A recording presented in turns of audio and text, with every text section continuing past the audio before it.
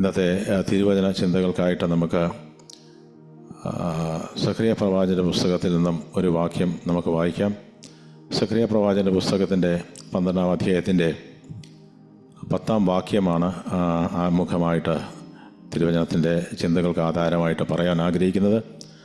അവിടെ കർത്താവിൻ്റെ വചനം പറയുന്നു, ഞാൻ ദാവീദ് ഗൃഹത്തിന് മേലും യെരൂശലേം നിവാസികളുടെ മേലും കൃപയുടെയും യാചനയുടെയും ആത്മാവിനെ പകരും. തങ്ങൾ കുത്തിയിട്ടുള്ളവനിലേക്ക് അവർ നോക്കും. ഏകജാതനെക്കുറിച്ച് വിലപിക്കുന്നത് പോലെ അവർ അവനെക്കുറിച്ച് വിലപിക്കും.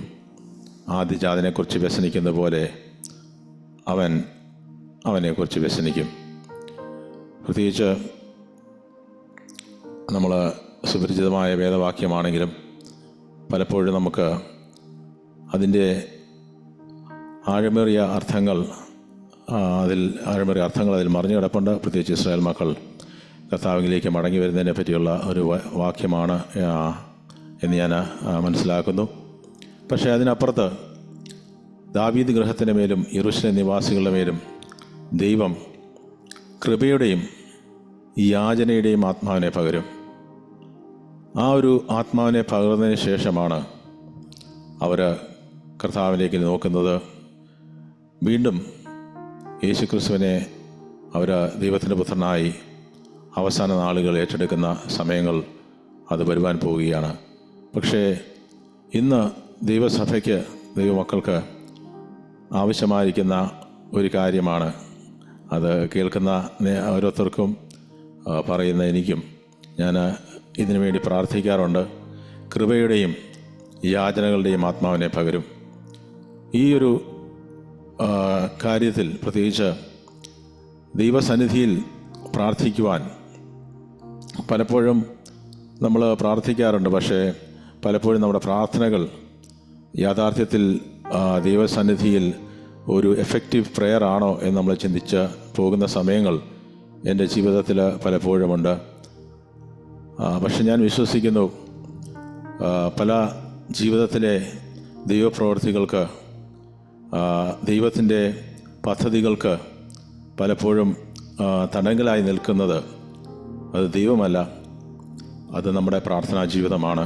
പ്രാർത്ഥനയെപ്പറ്റി പറയുവാനാണ് എൻ്റെ ഉള്ളിൽ ഒരു നിയോഗം കിട്ടിയത്. അതുകൊണ്ട് നമ്മൾക്കെല്ലാം പലപ്പോഴും നമ്മൾ പല രീതിയിൽ പല ഇടങ്ങളിൽ നമ്മൾ ഇതിനെപ്പറ്റിയുള്ള വചനങ്ങൾ കേട്ടിട്ടുണ്ട്. ഒരുപക്ഷെ 100 കണക്കിന് വചനങ്ങൾ നമ്മൾ കേട്ട് കാണും.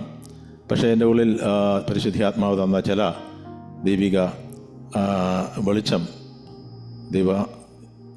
പരിശുദ്ധാത്മാവ് സഹായിക്കുന്നുവെങ്കിൽ ആയിരിക്കുന്ന സമയത്ത് പരിധികൾക്കുള്ളിൽ കർത്താവ് പറയുവാനിടയാകട്ടെ. അത് ജീവിതങ്ങൾക്ക് വിടുതലായി തീരട്ടെ, ആശ്വാസമായി തീരട്ടെ, ദൈവപ്രവൃത്തിക്ക് ഒരു മുഖാന്തരമായി മാറട്ടെ എന്ന് പ്രാർത്ഥിക്കുന്നു.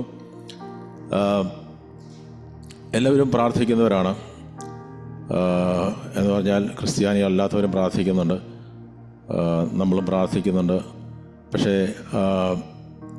ദൈവം ആഗ്രഹിക്കുന്ന ഒരു പ്രാർത്ഥനയിലേക്ക് ദൈവജനം കടന്നു വരുന്നുവെങ്കിൽ ഈ ദിവസങ്ങളിൽ ദൈവസഭകൾക്കുള്ളിൽ, വ്യക്തി ജീവിതങ്ങൾക്കുള്ളിൽ ചില ദൈവികമായ വഴികളും വാതിലുകളും അത്ഭുതങ്ങളും അടയാളങ്ങളും കർത്താവ് ചെയ്യാൻ പോവുകയാണെന്ന് ഞാൻ വിശ്വസിക്കുന്ന ആരെങ്കിലും ഉണ്ടെങ്കിൽ ഇന്ന് വിശ്വാസത്തോടെ അമ്മേൻ വിളിച്ചു പറയണം. എൻ്റെ പ്രാർത്ഥനാ ജീവിതത്തിലൂടെ, വ്യക്തിപരമായ എൻ്റെ പ്രാർത്ഥനാ ജീവിതത്തിലൂടെ, സഭയായിട്ടുള്ള പ്രാർത്ഥനാ ജീവിതത്തിലൂടെ ചില ദൈവപ്രവർത്തികൾ കഴിഞ്ഞ നാളുകൾ കണ്ടിട്ടില്ലെങ്കിൽ ഈ നാളുകളിൽ ആമേൻ ഒരുപക്ഷെ അതിന് വേണ്ട പ്രാധാന്യം കൊടുത്തിട്ടില്ലെങ്കിൽ, അതിന് സമയങ്ങൾ ചിലവഴിച്ചിട്ടില്ലെങ്കിൽ, അല്ലെങ്കിൽ കഴിച്ച സമയങ്ങൾ യഥാർത്ഥത്തിൽ ഒരു പ്രാർത്ഥന ദൈവത്തിൻ്റെ സന്നിധിയിൽ എത്തുന്ന ഒരു പ്രാർത്ഥനയായി തീരാതിരുന്നിട്ടുണ്ടെങ്കിൽ അതിലൊരു വ്യത്യാസം വരുവാൻ കർത്താവ് ഇടയാക്കണമേ. ഒരുപക്ഷെ പല രോഗങ്ങൾക്ക് പോലും സൗഖ്യം നമ്മുടെ പ്രാർത്ഥനകളുടെ കർത്താവ് തരും. വിശ്വാസത്തോടെ പ്രാർത്ഥിക്കുന്ന രോഗികളുടെ മേൽ പ്രാർത്ഥിക്കുന്നുവെങ്കിൽ അവർ സൗഖ്യമാകുമെന്നുള്ള ദൈവിക വാഗ്ദത്തത്തിനായിട്ട് ഞാൻ ദൈവത്തെ സ്തുതിക്കുന്നു. എന്നും രോഗികളെ കർത്താവ് സൗഖ്യമാക്കുന്നു. എൻ്റെ ശരീരത്തിലെ രോഗത്തെയും കർത്താവിന് ഉണ്ടെങ്കിൽ എൻ്റെ പ്രാർത്ഥനയോടെ അതിനെ സൗഖ്യമാക്കുവാൻ മറ്റാരും പ്രാർത്ഥിച്ചില്ലെങ്കിൽ പോലും നമുക്ക് വിശ്വാസമുണ്ടെങ്കിൽ നമ്മുടെ ശരീരത്തിലെ രോഗങ്ങൾ കർത്താവായ യേശു ക്രിസ്തു ഇന്നും സൗഖ്യമാക്കും. അവയെ ഇന്നും കർത്താവ് സൗഖ്യമാക്കിക്കൊണ്ട് തന്നെ ഇരിക്കുന്നു. അപ്പോൾ ഇന്ന് എങ്ങനെയുള്ള ചർച്ചുകളാണ് വളരുന്നത്? പ്ലേയിങ് ചർച്ചസ് അല്ല വളരുന്നത്, പ്രേയിങ് ചർച്ചസായി. ഇന്ന് പല ചർച്ചുകളും പ്ലേയിങ് ചർച്ചുകളായി മാറിക്കൊണ്ടിരിക്കുന്ന PM എയ്ക്കും ഇടയ്ക്കുള്ള 6 ഇന്ന് എല്ലായി മാറിക്കൊണ്ടിരിക്കുമ്പോൾ, അത് കേവലം ഒരു ചടങ്ങായി മാറുമ്പോൾ, അത് കേവലം ഒരു കുത്തുകാഴ്ചയായി മാറുമ്പോൾ, പല ഉപവാസ പ്രാർത്ഥനകളും ഇന്ന് കേവലം ശക്തി അറ്റുപോകുമ്പോൾ, ഇന്ന് ദൈവസഭകൾക്കുള്ളിൽ ദൈവമക്കളുടെ ജീവിതത്തിൻ്റെ മേൽ ആത്മാർത്ഥമായിട്ട് ഇന്ന് എത്ര പേർന്ന് പ്രാർത്ഥിക്കാൻ തയ്യാറാകും. കർത്താവേ, ഈ ദിവസങ്ങളിലും എൻ്റെ പ്രാർത്ഥനാ ജീവിതത്തെ അവിടെ നിന്ന് പുതുക്കണമേ. ഈ ദിവസങ്ങളിലും എനിക്ക് ലഭിക്കേണ്ട ആ ദൈവിക സമാധാനവും സന്തോഷവും പലപ്പോഴും നമ്മുടെ ജീവിതത്തിൽ അനുഭവിക്കുവാൻ കഴിയാത്തതിൻ്റെ കാരണം നമ്മുടെ പ്രാർത്ഥനാ ജീവിതത്തിൻ്റെ കുറവുകൊണ്ടാണെന്ന് ഞാൻ വിശ്വസിക്കുന്നു.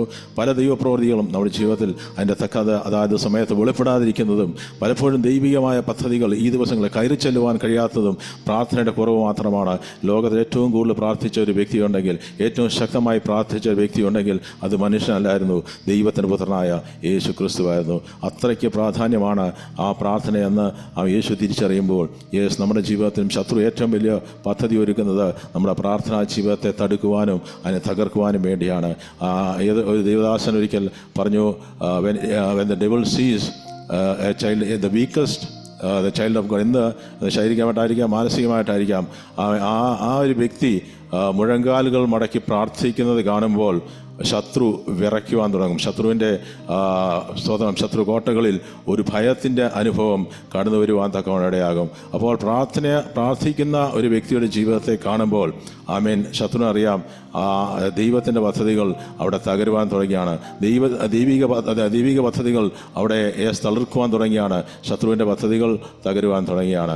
അപ്പോൾ ഇന്ന് നമ്മളൊരു പ്രത്യേകിച്ച് നമ്മളായിരിക്കുന്ന ഈ സഭ കൂട്ടായ്മയായി ഈ ദിവസങ്ങളിലും പ്രാർത്ഥനയുടെയും ഉപവാസയുടെയും ഒക്കെ ആയിരിക്കുന്നത് കൊണ്ട് ഓർത്ത്, അല്ലെങ്കിൽ അതിനായിട്ട് ഞാൻ ദൈവത്തെ സ്തുതിക്കുന്ന, അതിന് പ്രാധാന്യം കൊടുക്കുന്ന ഒരു ദൈവിക കൂട്ടായ്മ ആയിരിക്കാൽ അതോർത്ത് ദൈവത്തെ സ്തുതിക്കുന്നു.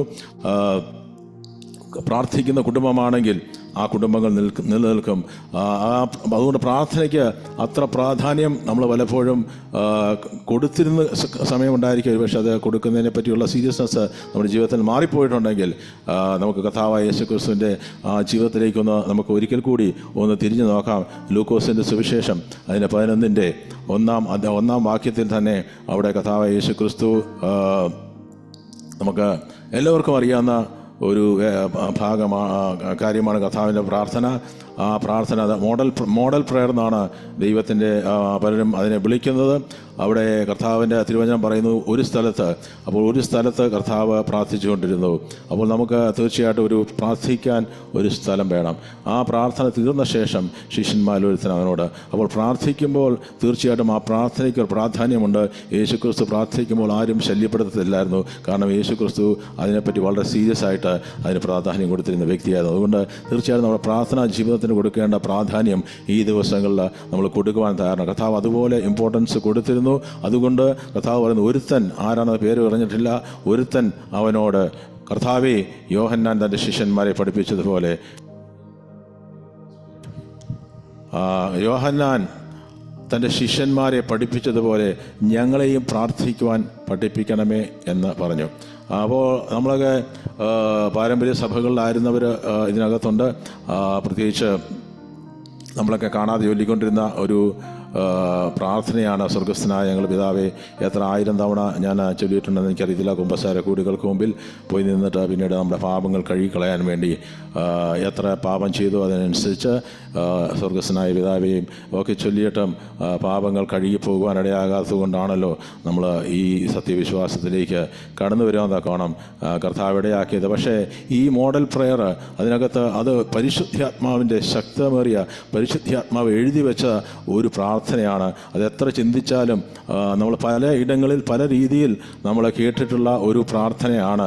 അതിനെപ്പറ്റി നമ്മൾ പലപ്പോഴും പറഞ്ഞിട്ട് കേട്ടിട്ടുള്ള കാര്യമാണ്. അനേക ദൈവദാസന്മാർ, ശക്തമായ ദൈവദാസന്മാരും എല്ലാവരും പലരും പറഞ്ഞിട്ടുള്ള ഒരു ഭാഗമാണ്. പക്ഷേ അവിടെ ഈ ഒരു പ്രെയർ നമ്മളെങ്ങനെ പ്രാർത്ഥിക്കണം എന്നതിനെ പറ്റിയുള്ള ഒരു മോഡൽ പ്രെയറായി ആണ് നമുക്ക് മനസ്സിലാകുന്നത്. അതിലേക്ക് കൂടുതൽ നമ്മൾ ഓരോ വാക്യങ്ങളും എടുത്ത് നോക്കുകയാണെങ്കിൽ, പക്ഷേ യേശുക്രിസ്തു എപ്പോഴും എതിർത്ത ഒരു കാര്യമുണ്ടെങ്കിൽ റെപ്പറ്റേറ്റീവ് പ്രെയറാണ്. പ്രാർത്ഥിച്ച വിഷയങ്ങൾ തന്നെ വീണ്ടും വീണ്ടും പ്രാർത്ഥിക്കുക, ഒരു ജപമാല പോലെ പ്രാർത്ഥനകളായി തീരുക. പക്ഷേ അതിനൊക്കെ അല്പം കഴിയുമ്പോൾ ശക്തി കുറയും. അതിനപ്പുറത്ത് ആത്മാവിൽ നിരന്തരമായ പ്രാർത്ഥനയാണ് ദൈവം ആഗ്രഹിക്കുന്നത്. കേവലം ഒരു കൂട്ടായ്മയിൽ കടന്നു വന്നിട്ട് അല്ലെങ്കിൽ നമ്മുടെ വ്യക്തിപരമായ പ്രാർത്ഥനാ ജീവിതത്തിൽ പ്രാർത്ഥിച്ചിട്ട് ഇറങ്ങിപ്പോകുമ്പോൾ നമ്മൾ ലഭിക്കുന്ന ഒരു ശക്തിക്ക് അപ്പുറത്ത് നിരന്തരമായ ഒരു പ്രാർത്ഥന നമ്മുടെ ജീവിതത്തിൽ നമ്മുടെ ശരീരം ഒരു വിശുദ്ധ യാഗ മന്ദിരമായി മാറുവാൻ, വിശുദ്ധ മന്ദിരമായി മാറുവാൻ, അതിൽ നിന്നും പ്രാർത്ഥനകൾ പരിശുദ്ധാത്മാവിലെ പ്രാർത്ഥന ഉയരുവാൻ കർത്താവ് ദിവസങ്ങൾ ഇടയാക്കട്ടെ എന്ന് ഞാൻ വീണ്ടും പ്രാർത്ഥിക്കുന്നു. അതേ പലവിധത്തിലുള്ള പ്രാർത്ഥനകൾ നമുക്ക് ദൈവവചനത്തിൽ കാണുവാൻ സാധിക്കുന്നു. കർത്താവായ യേശുക്രിസ്തുവിൻ്റെ ഹൈ പ്രീസ്റ്റ് പ്രയറാണ്, ഇൻ്റർസെഷൻ പ്രയറാണ് യോഹന്നാന്റെ സുവിശേഷം 17-ാം അധ്യായത്തിൽ നമുക്ക് കാണുന്നത്.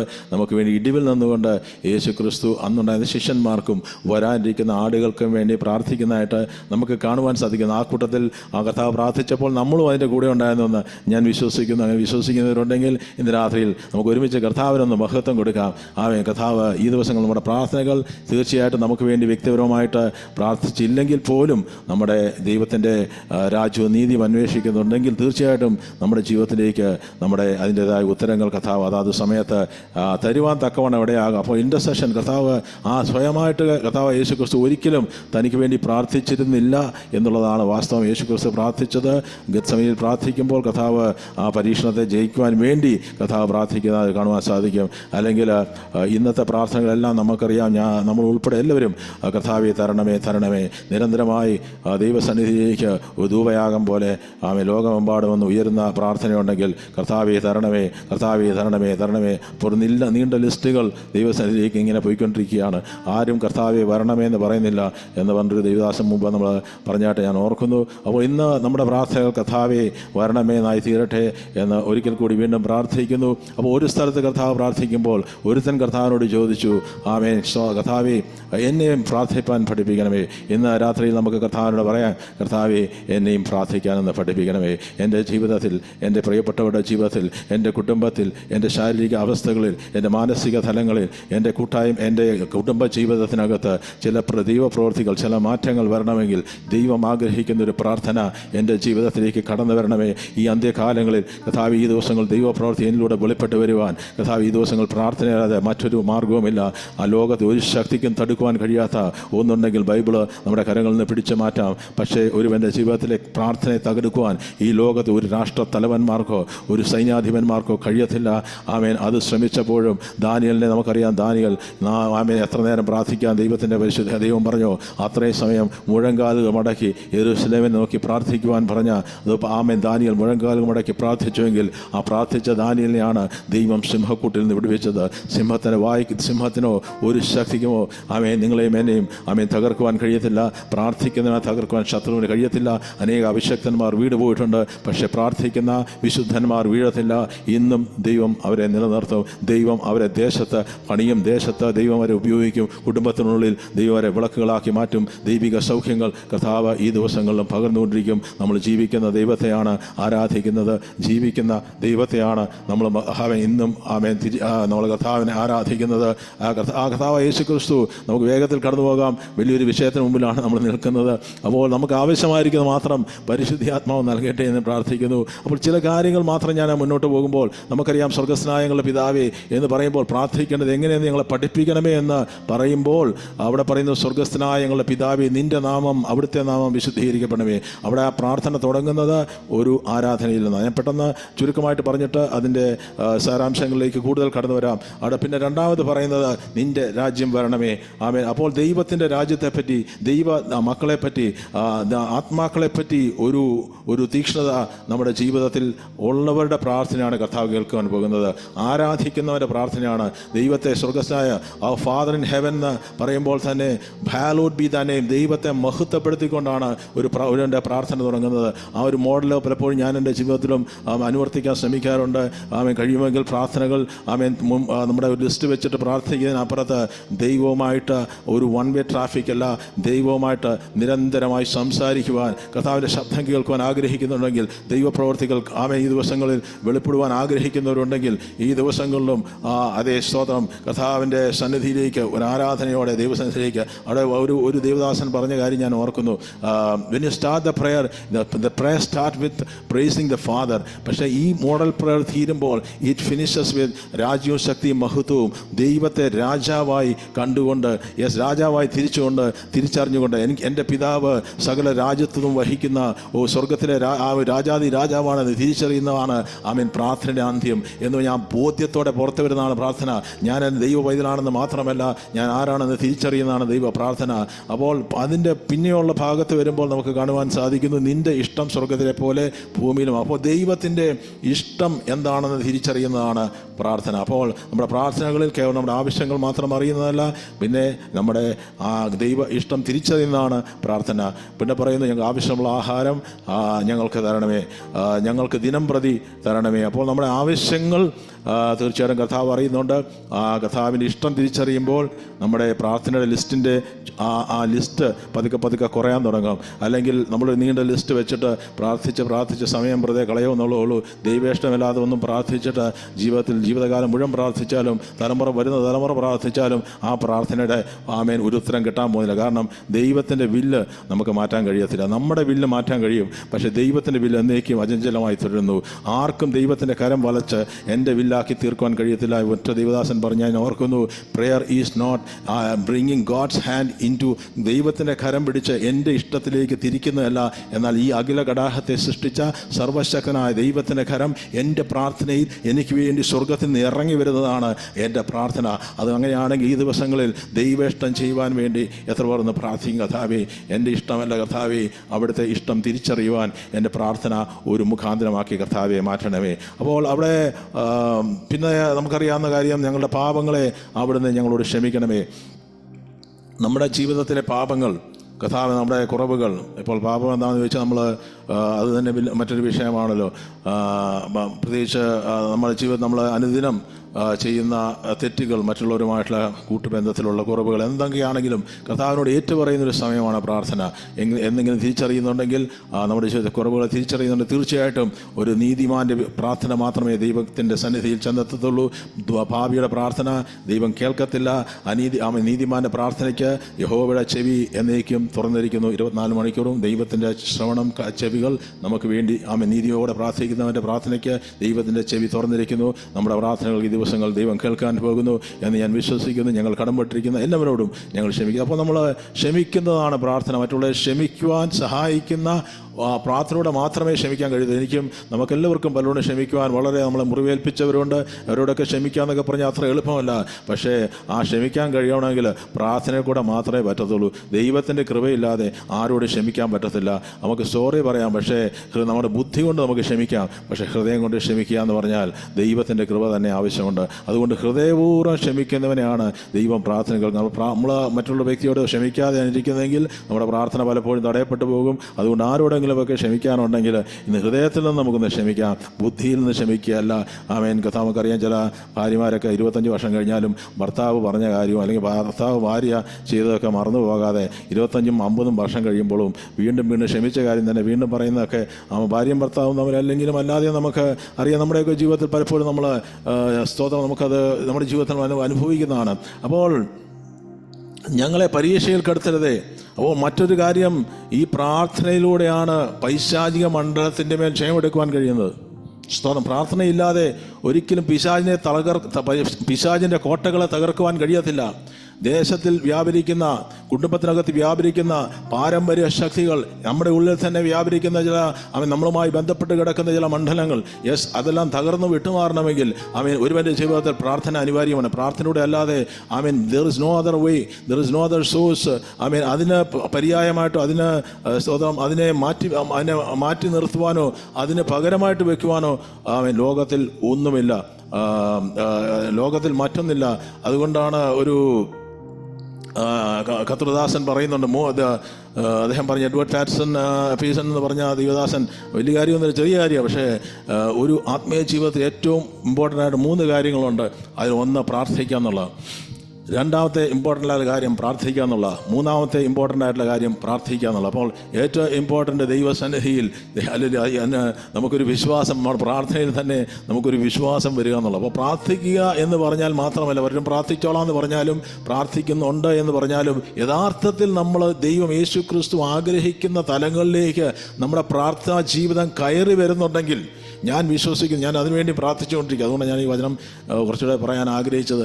സ്തോത്രം. ആ തലങ്ങളിലേക്ക് നമുക്ക് കയറി വരാൻ സാധിക്കുന്നുണ്ടെങ്കിൽ ചില ദൈവപ്രവർത്തികൾ, ചിലതല്ല എല്ലാ ദൈവപ്രവർത്തികളും നമ്മുടെ ജീവിതത്തിൻ്റെ മേൽ ദൈവം വെളിപ്പെടുത്തുവാനിടയാകും. കർത്താവ് യേശു ക്രിസ്തു സമയം കിട്ടുമ്പോൾ അതെ തൻ്റെ ശുശ്രൂഷ കഴിഞ്ഞിട്ട് നമുക്കറിയാം കർത്താവ് പർവ്വത മുകളിൽ കയറി പ്രാർത്ഥിക്കുന്നതായിട്ട് നമുക്ക് കാണുവാൻ സാധിക്കുന്നുണ്ട്. അപ്പോൾ എങ്ങനെ കർത്താവ് ആ പർവ്വത മുകളിൽ നിന്ന് പ്രാർത്ഥിച്ചു അല്ലെങ്കിൽ മറ്റൊരു സ്ഥലത്ത് നിന്ന് പ്രാർത്ഥിച്ചത് എന്ന് ഈ ശിഷ്യന്മാർ നോക്കിക്കൊണ്ടിരിക്കുമ്പോൾ അവർക്കൊരു കാര്യം മനസ്സിലായി. ഇവരും പ്രാർത്ഥിക്കുന്നുണ്ട്.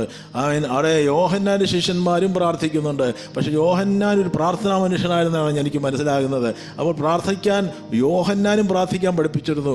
പക്ഷേ യേശു ക്രിസ്തു വരെ പ്രാർത്ഥിക്കാൻ പ്രത്യേകിച്ച് പഠിപ്പിച്ചില്ല. എന്ന് പറഞ്ഞാൽ പാരമ്പര്യ പഴയ നിയമത്തിൻ്റെതായ പ്രാർത്ഥനകളായിരിക്കാം യോഹന്നാൻ ഇവരെ പഠിപ്പിച്ചെന്നത്. പക്ഷേ പുതിയ നിയമത്തിലുള്ള പ്രാർത്ഥന, യേശു ക്രിസ്തുവിൻ്റെ പ്രാർത്ഥനയ്ക്ക് ഒരു വ്യത്യാസം ഉണ്ടായിരുന്നു എന്ന് ഞാൻ വിശ്വസിക്കും. കാരണം യേശു ക്രിസ്തു രാത്രികാലം പ്രാർത്ഥിച്ചിട്ട് പർവ്വത മുകളിൽ നിറങ്ങുമ്പോൾ, കർത്താവ് രോഗികളുടെ മേൽ കരങ്ങൾ വയ്ക്കുമ്പോൾ അവർ സൗഖ്യമാകുന്നു. യേശു ക്രിസ്തു സംസാരിക്കുമ്പോൾ ഭൂതങ്ങൾ മനുഷ്യനിൽ നിന്ന് വിട്ടുമാറുന്നു.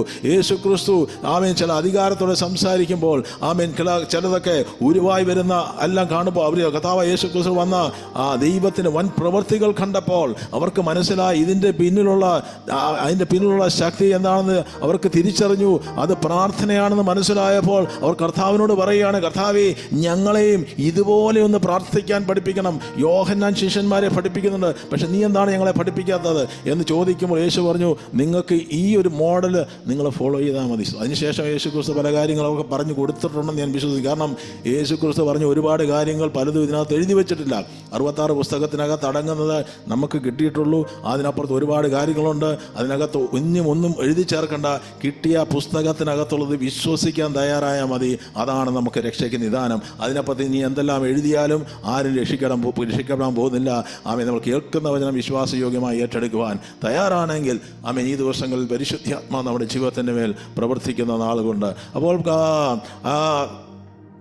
ആ സ്വർഗീയ പിതാവ് നമുക്ക് ദൈവം പിതാവാണ്.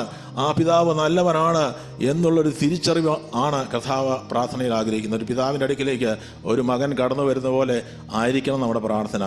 കേവലം ഒരു ഭിക്ഷക്കാരൻ ഇന്ന് യാചിക്കുന്ന പോലെയല്ല നമ്മൾ പ്രാർത്ഥിക്കുന്നത്. കർത്താവേ എന്ന് തരണമേ എന്ന് നമ്മൾ ഇപ്പോൾ ഭിക്ഷക്കാരൊന്നും കാണാനില്ല. അവരെല്ലാവരും പിടിച്ചുകൊണ്ട് പോകും നമുക്കറിയാം. പക്ഷേ പണ്ടത്തെ കാലത്തൊക്കെ ഇഷ്ടം പോലെ ഒരുപാട് ആൾക്കാരുണ്ടായിരുന്നു. പക്ഷേ ഇന്നിപ്പം ആ ഒരു പ്രാർത്ഥനയല്ല കർത്താവ് ആഗ്രഹിക്കുക. അതൊരു മൃഗങ്ങളും പ്രാർത്ഥിക്കുന്നുണ്ട്.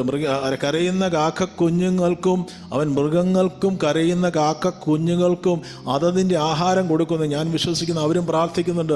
അവർ എന്നൊക്കെ പറഞ്ഞ് കരയുമ്പോൾ അതൊരു പ്രാർത്ഥനയല്ലേ. ഒരു ആട് കരയുമ്പോൾ, അമ്മ എന്ന് പറയുന്നത് കരയുമ്പോൾ അതും ഒരു പ്രാർത്ഥനയാണ്. മറ്റൊരു രീതിയിൽ പറഞ്ഞാൽ അത് ദൈവസന്നിധിയിലേക്ക് കടന്നു ചെല്ലുന്നു. ദൈവമാണല്ലോ അതിനെ സൃഷ്ടിച്ചത്. അതുകൊണ്ട് ദൈവത്തിന് അതിന് മേൽ ഉത്തരവാദിത്തമുണ്ട്. അതെ, ഈ ദിവസങ്ങളിലും ആ പ്രാർത്ഥനകളും കർത്താവ് കേൾക്കും. കരുണയുള്ള ദൈവത്തെയാണ് ആരാധിക്കുന്നത്. അതല്ല, അതിനപ്പുറത്ത് ദൈവം ആഗ്രഹിക്കുന്ന ഒരു പ്രാർത്ഥനാ ജീവിതം ഈ ദിവസങ്ങൾ ചിലതിനെ ഇല്ലാത്തതിനെ ഉള്ളതുപോലെ ഉളവാക്കിക്കൊണ്ടിരിക്കുക മാത്രമല്ല, ഈ ദിവസങ്ങളിൽ നമ്മുടെ മുമ്പിൽ നിൽക്കുന്ന പ്രതികൂലങ്ങളെ മറികടക്കുവാൻ ചിലതിനെ തകർത്ത് ഈ ദിവസങ്ങൾ മുന്നേറുവാൻ തക്കോണം ഇടയാക്കുന്നതാണ് നമ്മുടെ പ്രാർത്ഥന. അപ്പോൾ മറ്റൊരു ഭാഗത്ത് നമ്മൾ ദേവദാസൻ പറഞ്ഞ വീട് ഞാൻ ഓർക്കുന്നു. The world will know those who preach. വചനം സംസാരിക്കുന്നവർ, അത് ടി വിയിലായിരിക്കാം, സോഷ്യൽ മീഡിയയിലായിരിക്കാം, സ്റ്റേജിലായിരിക്കാം, അവരെ ലോകമറിയും. പക്ഷേ പ്രാർത്ഥിക്കുന്നവനെ സ്വർഗമറിയും. ഇന്ന് നമ്മളെ പലരും അറിയുന്നില്ലായിരിക്കാം. നമുക്ക് വലിയ പേരും പെരുമയും പ്രശസ്തിയും ഒന്നും ഇല്ലായിരിക്കാം. പക്ഷേ ലോകത്തിലുള്ളവർ നമ്മളെ അറിയുകയല്ല ദൈവം അല്ല. അത് ഏറ്റവും വലിയ ഭാഗ്യകരമായത്. സ്വർഗം നമ്മളെ അറിയുന്നവരായി മാറുവാനാണ് നമ്മളെ ദൈവം ആഗ്രഹിക്കുന്നത്. അത് നടക്കണമെങ്കിൽ അത് എത്ര പ്രസംഗിച്ചാലും നടക്കത്തില്ല. പ്രാർത്ഥിക്കുന്നവനെ മാത്രമേ സ്വർഗം അറിയത്തുള്ളൂ. ഇന്ന് അതുകൊണ്ട് യേശു പറഞ്ഞത്, നിങ്ങൾ എൻ്റെ നാമത്തിൽ ഭൂതങ്ങളെ പുറത്താക്കി, നിങ്ങൾ ഒരുപാട് കാര്യങ്ങൾ പ്രസംഗിച്ചു, പക്ഷേ നിങ്ങളുടെ ജീവിതത്തിൽ നിങ്ങൾക്ക് അത് ചെയ്യുവാൻ കഴിഞ്ഞിട്ടില്ല. പക്ഷേ പ്രാർത്ഥിക്കുന്ന ചില വിശുദ്ധന്മാരുണ്ട്. അവരെയാണ് സ്വർഗത്തിൻ്റെ പുസ്തകത്തിനകത്ത് പേരെഴുതപ്പെട്ടിരിക്കുന്നത്. അതുകൊണ്ട് ചുരുങ്ങിയ കാലഘട്ടങ്ങളിൽ നമ്മൾ ഈ ഭൂമുഖത്ത് ജീവിക്കുമ്പോൾ നമുക്ക് ആവശ്യം സ്വർഗം നമ്മളെ അറിയുക എന്നുള്ള, സ്വർഗത്തിൻ്റെ പേരിൽ ജീവപുസ്തകത്തിൽ നമ്മുടെ പേരുകൾ എഴുതി വെച്ചിട്ടുണ്ടോ എന്നുള്ള കാര്യം നമ്മുടെ ജീവിതത്തിൽ ഉറപ്പിക്കുവാനാണ്.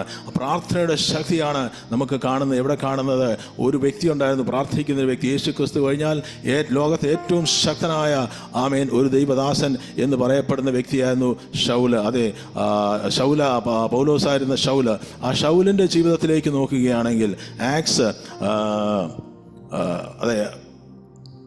9 അതിൻ്റെ 11-12 വാക്യങ്ങൾ, അതെ, അപ്പോസ്തല പ്രവർത്തികളിൽ അതിൻ്റെ 9, 11, 12 വാക്യങ്ങളിൽ അതിങ്ങനെ ആ വചനം ഇങ്ങനെ പറയുന്നു.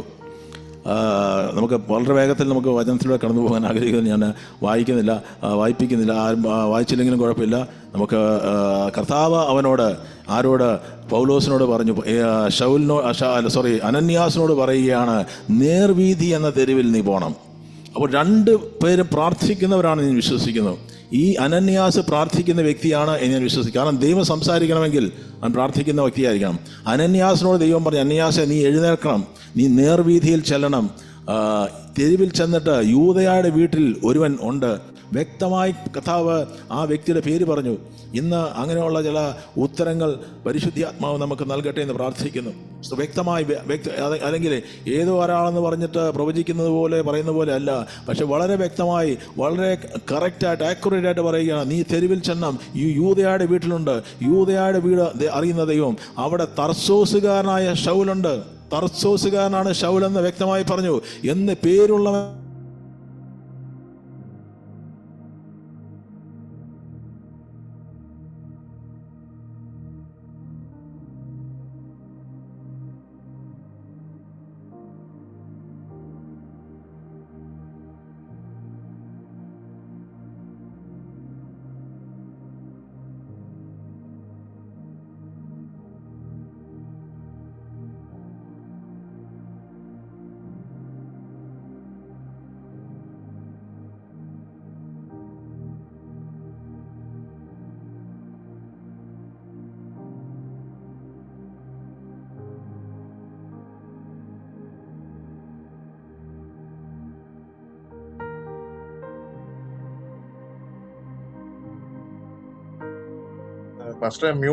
മ്യൂട്ട് മാറ്റണേ.